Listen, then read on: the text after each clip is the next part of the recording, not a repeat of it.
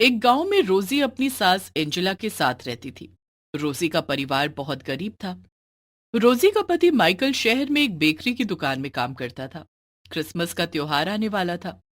गरीब रोजी और एंजेला को क्रिसमस मनाने का बहुत शौक था। तो चलिए देखते हैं कि रोजी और एंजेला ने अपना क्रिसमस कैसे मनाया। आ गई बहू, तेरे हाथों में क्या है? माँ जी, मैं आपके लिए खाना लाई हूँ। आपको बहुत भूख लगी है ना? भूख तो तुझे भी लगी होगी बहू। तूने भी तो 2 दिन से कुछ नहीं खाया, लेकिन ये खाना कहाँ से मिला?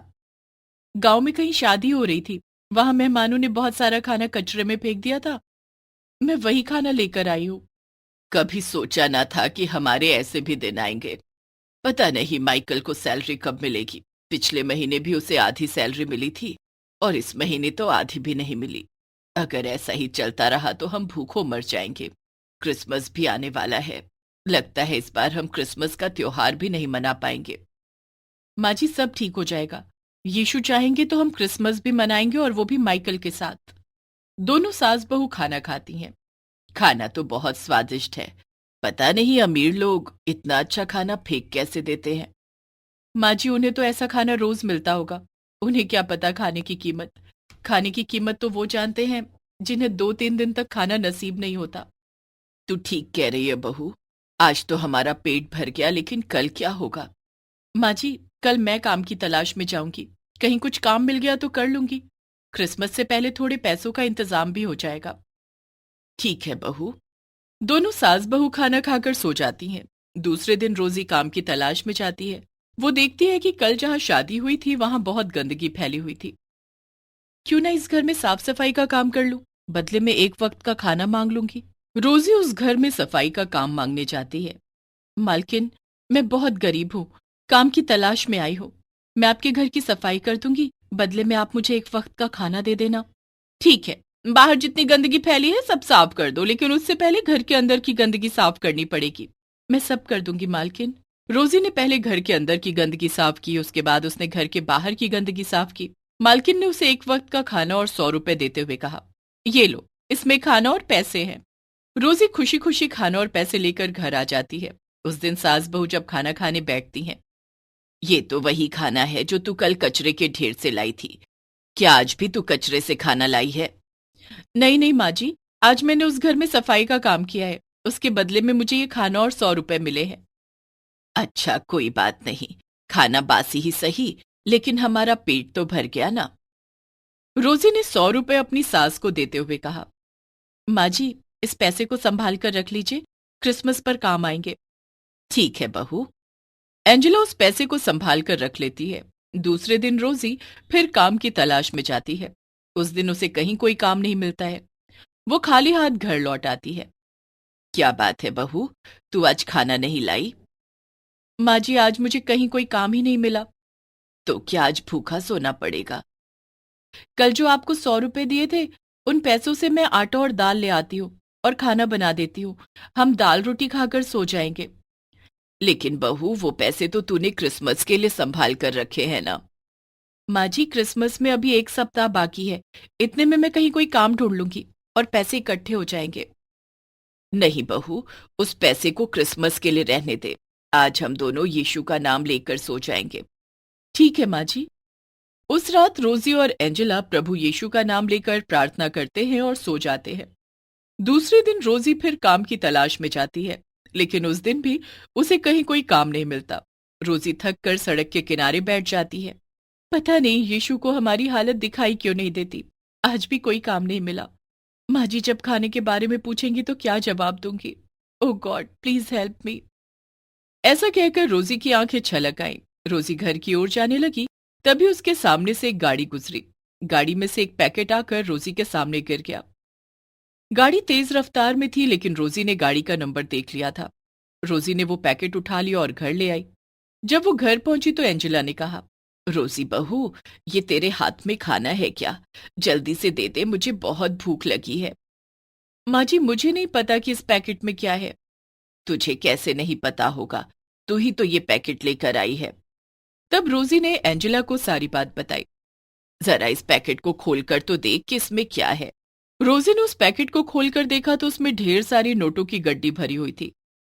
इतने सारे पैसे, न जाने किसके होंगे और किस काम के लिए जा रहा होगा। हाँ माँ जी, ये पैसे जिसके भी हैं हमें उसे वापस करने होंगे। तू ठीक कह रही है बहू। रोजी ने रुपयों से भरे उस पैकेट को संभाल कर रख दिया और दोनों सास बहू उस दिन भी भूखे पेट सो जाती हैं। दूसरे दिन रोजी वो पैकेट लेकर उसी जगह पर जाती है और उसी गाड़ी का इंतजार करने लगती है, लेकिन कोई गाड़ी नहीं आती। तब रोजी थाने जाती है और पुलिस को रुपयों से भरा पैकेट देकर सारी बात बताती है। इंस्पेक्टर साहब, मैं उस गाड़ी का नंबर भी जानती हूँ। ठीक है, तुम गाड़ी का नंबर बताओ। रोजी इंस्पेक्टर को गाड़ी का नंबर बताती है। गाड़ी का नंबर बताकर तुमने हमारी बहुत मदद की है। तुम बहुत ईमानदार हो, वरना इतने पैसे मिलने के बाद कोई उसे थाने लेकर नहीं आता। तुम्हें इसका इनाम मिलेगा। इंस्पेक्टर साहब, हम गरीब लोग हैं, हमें इनाम नहीं 2 वक्त की रोटी चाहिए। मेरी सासू माँ 3 दिन से भूखी है। क्या मुझे कोई काम मिल जाएगा जिसके बदले में मुझे 2 वक्त का खाना मिल जाए? अगर ऐसी बात है तो तुम आज से थाने की साफ सफाई का काम कर दिया करना। तुम्हें रोज के 100 रुपए मिलेंगे। ये लो एडवांस 100 रुपए, और कल से आकर सफाई कर जाना, ठीक है? ठीक है इंस्पेक्टर साहब। रोजी पैसे लेकर घर आती है। रास्ते में उसने आटा, दाल और सब्जी खरीदी और घर आकर खाना बनाया। दोनों सास बहू ने पूरे 3 दिन के बाद खाना खाया। तभी एंजेला के फोन की घंटी बजती है। हेलो। हेलो माँ, तुम और रोजी कैसे हो? हम तो ठीक हैं बेटा, तू बता, तुझे सैलरी मिली कि नहीं? नहीं माँ, मालिक कह रहे हैं कि शायद इस महीने भी वो सैलरी नहीं दे पाएंगे। दुकान पर कमाई अच्छी नहीं हो रही है। ये कैसी मुसीबत है, पता नहीं यीशु को क्या मंजूर है। तुम परेशान मत हो माँ, मैं दूसरी नौकरी की तलाश कर रहा हूँ। तब तक तुम और रोजी अपना ध्यान रखना। ठीक है बेटा। उस दिन सास बहू ने भरपेट खाना खाया और सो गईं।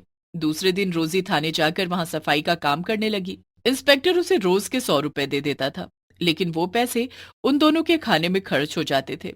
इसी तरह दिन गुजर गए। क्रिसमस का त्योहार आ गया। बहू, आज तो क्रिसमस है, सबके घर में खुशियां मनाई जाएंगी, लेकिन हमारे घर में कोई रौनक नहीं है। आप चिंता क्यों करती हैं माँ जी? हम गरीब हैं तो क्या हुआ, हम भी क्रिसमस मनाएंगे। मैंने आपको जो 100 रुपए दिए थे वो आपने संभाल कर रखे हैं ना? हाँ बहू, ये ले तेरे 100 रुपए। लेकिन इतने पैसों में क्या हो पाएगा? कुछ ना कुछ तो हो ही जाएगा माँ जी। आप तनिक रुकिए, मैं काम से लौट आती हूँ, फिर हम दोनों क्रिसमस की तैयारी करेंगे। रोजी काम पर चली जाती है। थाने की सफाई करने के बाद वो जंगल जाती है। जंगल में उसे एक क्रिसमस ट्री दिखाई पड़ता है। रोजी वो क्रिसमस ट्री अपने साथ ले आती है और साथ में कुछ फूल भी तोड़ लाती है। घर लौटते समय उसने 100 रुपए से केक बनाने का थोड़ा सामान खरीदा।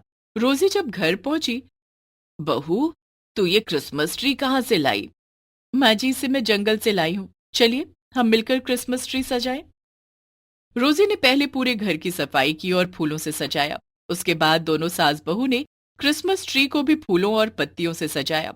केक बनाने का जो थोड़ा सामान रोजी खरीद कर लाई थी, उसने उससे केक बनाया। शाम हो गई थी। दोनों सास बहू प्रेयर कर रही थी।